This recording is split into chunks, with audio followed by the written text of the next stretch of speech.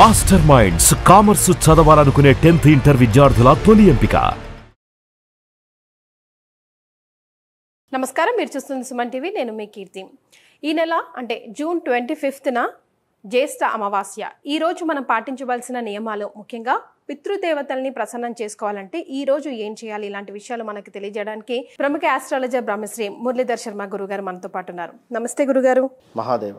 గురుగారు, మరి 25th 25వ తారీఖు జ్యేష్ఠ అమావాస్య వస్తుంది కాబట్టి ముఖ్యంగా ఈ రోజు ఎలాంటి నియమాలు పాటించాలి అంటే డబ్బు పరంగా కానీ లేకపోతే నరదిష్టి పరంగా కానీ ఈ రోజు మనం ఎలాంటి కార్యక్రమాలు చేస్తే కనుక బాగుంటుందంటారు? మహాదేవ, శ్రీమాత్రే నమః. Welcome to our channel Suman TV. తల్లి 2024లో చూసుకున్న, 2025లో చూసుకున్న, అంటే మనకు ఎందుకు 24 అంటే ఈ 2024 ఈ జ్యేష్ఠ అమావాస్య నుండి ఒక 6 నెలలు తీవ్రమైనటువంటి ఇబ్బందులు ఎదుర్కొన్నారు కొన్ని రాశుల వారు. అందులో ముఖ్యంగా మొట్టమొదటిది మేషరాశి వారికి ఒక బ్యాడ్ టైం స్టార్ట్ అయింది అని చెప్పుకోవచ్చును. రెండవది వచ్చేసి తులారాశి, వీరికి బ్యాడ్ టైం. దాని తర్వాత కొంతమేర ధనస్సు రాశి, దీని తర్వాత కొంతమేర మకర రాశి వారికి ఒక శుభయోగము ఏర్పడినటువంటి పరిస్థితులు. సో 2024లో ఆ పరిస్థితి ఉంటే, మరి ఇట్టి 2025 జ్యేష్ఠ మాసము చివరలో వచ్చేటువంటి ఈ అమావాస్య, ఎందుకంటే ఇక్కడ నుండి మరలా 6 నెలలు, July, August, September, October, November, December, ఇక్కడ 6 నెలలు ఉన్నాయి. తిరిగి 6 నెలలు గడిచిపోయాయి. సో ఈ 6 నెలలు ఈ అమావాస్య రోజు మనం చేసుకునేటువంటి పరిహారాల మీద ఆధారపడి ఉంటుంది. ఇది జ్యేష్ఠ మాసము. మరి ఒక్కసారి చూసుకున్నట్టయితే మంగళవారము సాయంకాలముకు మనకు సుమారుగా 7 గంటల ప్రాంతంలో, అంటే 6:36 నుండి 7 గంటల ప్రాంతంలో ధనస్సు లగ్నములో ఆరుద్ర నక్షత్రముతో ఈ యొక్క అమావాస్య ఏర్పడబోతూ ఉన్నది. ఇది గమనించుకోండి. ధనస్సు లగ్నము అంటే మనకు వాటర్ రిలేటెడ్ ధనస్సు అంటే. అదేవిధంగా ఆరుద్ర నక్షత్రము అంటే నీటి బిందువులు అని అనుకోవచ్చు కొంతమేర. అంటే ఇక్కడి నుండి తీవ్రమైనటువంటి వర్షాలు ఉండేటువంటి ఛాన్సెస్ ఉన్నాయి. విపరీతమైనటువంటి చెడగొట్టు వానలు ఉన్నాయి. ఓకే. అదేవిధంగా కొన్ని రాశుల వారికి, మేషం వారికి బాగుంది, దీంతో పాటుగా వృషభం వారికి బాగుంది, మిథునం వారికి చిన్న చిన్న ఇబ్బందులు, కర్కాటకం వారికి కొంత ఇబ్బందులు, సింహం రాశి వారికి కొన్ని ఇబ్బందులు, కన్యా రాశి వారికి బాగుంది, తులారాశి వారికి కొన్ని ఇబ్బందులు, అదేవిధంగా వృశ్చిక రాశి వారికి కొంత ఇబ్బందులు, ధనస్సు రాశి వారికి ఇంకా ఇబ్బందులు, మనకి మకర రాశి వారికి కొంత పర్వాలేదు, కుంభరాశి వారికి ఇబ్బందులు, మీనరాశి వారికి కొంత బాగుంది. ఓవరాల్గా ఈ అమావాస్యను పితృదేవతలకు అంకితం ఇవ్వడం జరిగింది.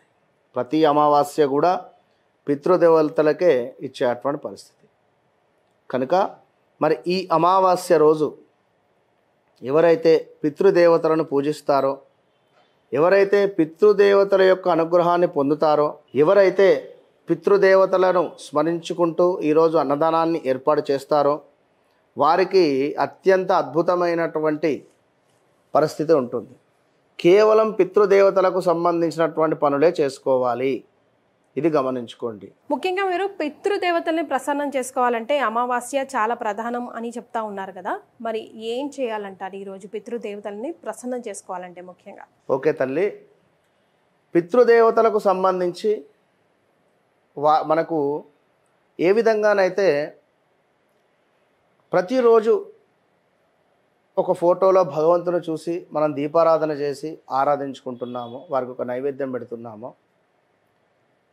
ఈ అమావాస్య రోజు పితృదేవతల యొక్క ఫోటోలను తీసి చక్కగా శుభ్రపరిచి వారికి గంధమా లేదా భస్మానా ఏదో రకంగా మీ సెంటిమెంట్ ప్రకారంగా బొట్టు పెట్టి చక్కగా ఒక పీట కానీ ఒక చైర్ కానీ ఒక టేబుల్ కానీ వేసి దానిపై చక్కగా మీరు ఆ యొక్క ఫోటోను పెట్టి చక్కటి పూలమాలను వేసి చక్కటి దీపారాధన చేసి వారు ఉన్నన్ని రోజులు మీకు ఎలాంటి లబ్ధి చేశారో, వారు మీకు చదువు కానీ ఎన్ని సందర్భాలలో మీకు సహాయం చేసి ఉన్నారో అట్టి విషయాలను స్మరించుకుంటూ, ఎందుకంటే మనకు ఒక 24 గంటలు ఏ విధంగానో ఒక నెల ఏ విధంగానో వారికి ఒకటే రోజు, అమావాస్య టు అమావాస్య వారికి ఒకటే రోజు.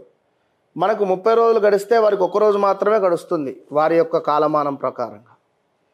కనుక అదేవిధంగా విష్ణుమూర్తికి 6 నెలలు ఉదయము 6 నెలలు రాత్రి ఏ విధంగానైతే ఉంటుందో వారి కాలమానం ప్రకారం మన కాలమానం ప్రకారంగా, సో చనిపోయినటువంటి వారి యొక్క ఆత్మలు సంతోషించేటువంటి క్షణాలు.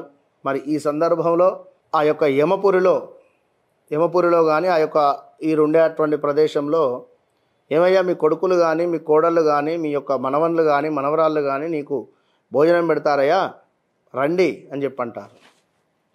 మరి ఆ సమయానికి మనము కనీసం తిథి ప్రకారం కాకపోయినా అమావాస్య రోజైనా వారికి ఖచ్చితంగా ఒక పొడి దానం అంటే పొడి భిక్ష, బియ్యము పప్పు కూరగాయ చల్లా చమరు ఇవి దానంగా చేసుకోండి. కుదిరితే అన్నదానం చేయండి. ఒక 2-3 బ్రాహ్మణులకు కానీ ఎవరికైనా ఈ విధంగా చేయడం వల్ల వారి ఆత్మ అనేటువంటి సంతోషించి వారి నుండి మనకు మంచి ఆశీర్వాదం లభిస్తుంది.